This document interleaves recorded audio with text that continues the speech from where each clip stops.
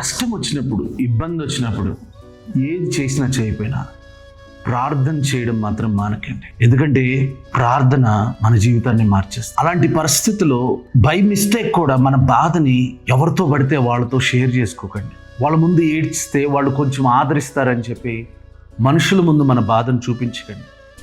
నువ్వు బాధ చూపించినంతకాలం నీ బలహీనతను ఎత్తి చూపించే లోకం ఇది. నీ బాధ, కన్నీరు దేవుని ఎదుట పెట్టగలిగితే ఆయన ఇచ్చే ధైర్యము నువ్వు భూమి మీద ఎక్కడ వెతికినా దొరకదు. ఎక్కడ ఎవ్వరూ ఏ మనిషి ఇవ్వలేరు. విలాప వాక్యములు 3వ అధ్యాయం 57వ వచనం.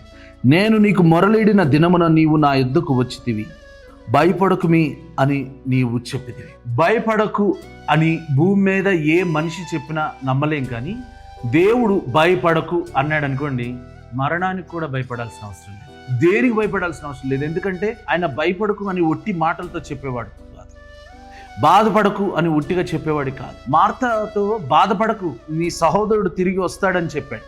చనిపోయిన సహోదరుడిని తిరిగి లేపి తీసుకొచ్చాడు.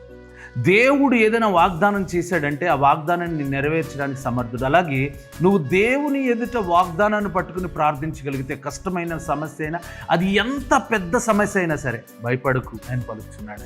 నిబ్బరం కలిగి ధైర్యంగా ప్రార్థన చేశాడు, నిబ్బరంగా. ఎందుకంటే ఆయనకి చెప్పిన తర్వాత ఇక సాల్వ్ అవుతుంది అన్న పాయింటే లేదు. ఆయనకు నీ గురించి, నీ బలహీనతల గురించి తెలుసు. కాబట్టి దేవుని యొద్దకు ధైర్యంగా వచ్చి దేవుని చేత ఆదరించబడదుము గాక.